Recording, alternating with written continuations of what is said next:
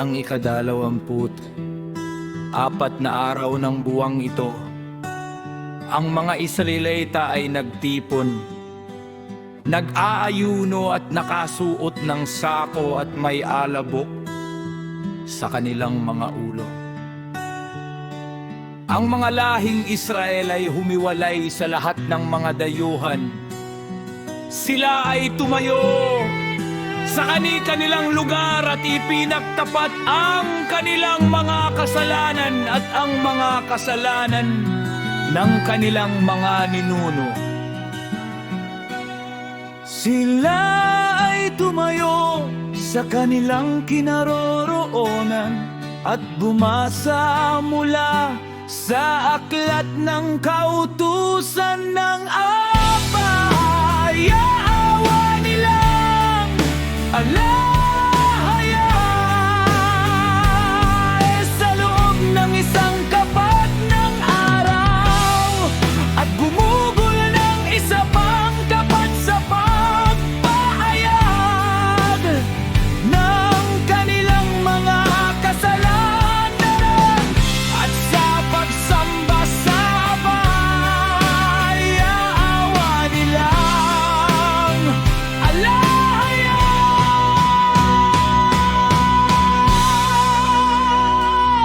Sa hagdanan ng mga Levita ay nakatayo sina Yesua, Bani, Kadmil, Sebanias, Buni, Serebias, Bani at Kenani. Sila ay sumigaw ng malakas sa Ama. Yaawa nilang alahaya.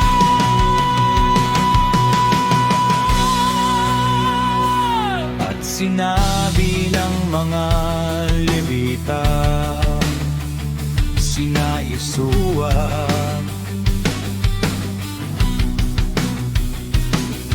Kadmil, Bani, Hasabnias, Serebias, Hodias, Sebanias at Pitias, tumayo kayo at purihin ang heaven. Yahawawan ninyong alahaya na siyang mula sa walang hanggan hanggang sa walang hanggan.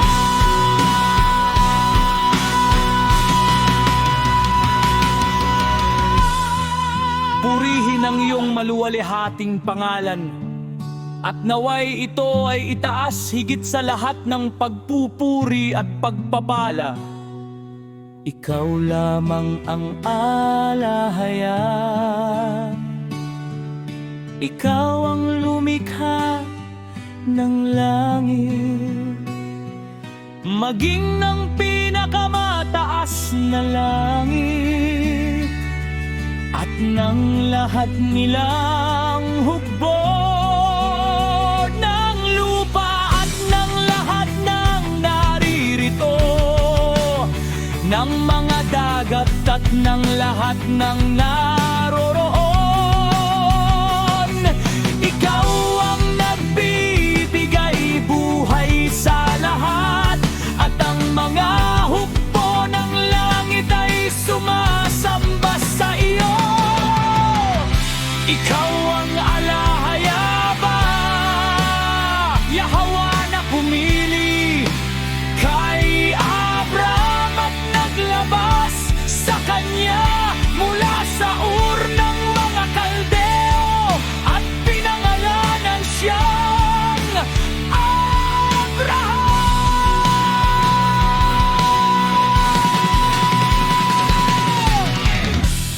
Natagpuan mong tapat sa iyo ang kanyang puso at nakipagtipan ka sa kanya upang ibigay sa kanyang mga inapo ang lupain ng mga Kananeo, Hiteo, Amoreo, Pereseo, Jebuseo at Girgaseo.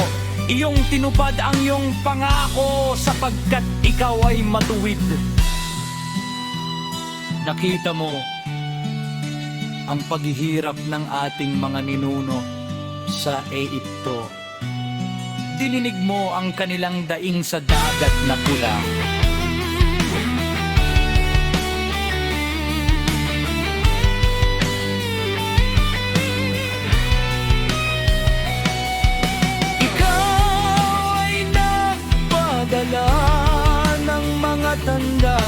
mga kababalaghan.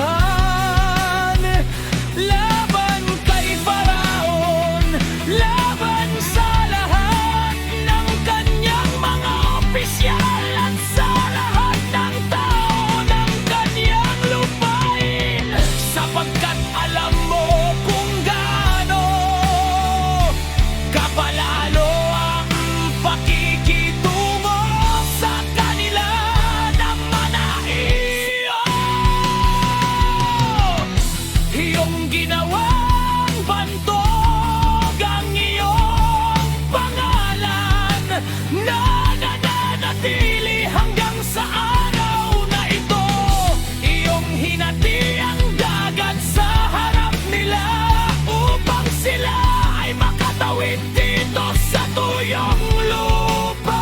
Ngunit ang mga humahabol sa kanila ay iyong inihagis sa kalaliman, gaya ng isang bato sa mapupwersang tubig.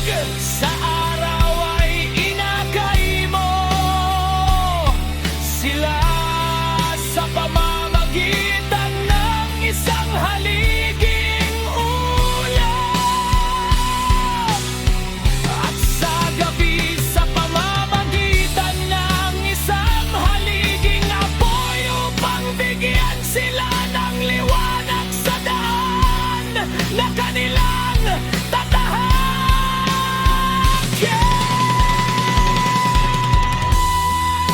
Ikaw ay bumaba sa bundok ng Sinai.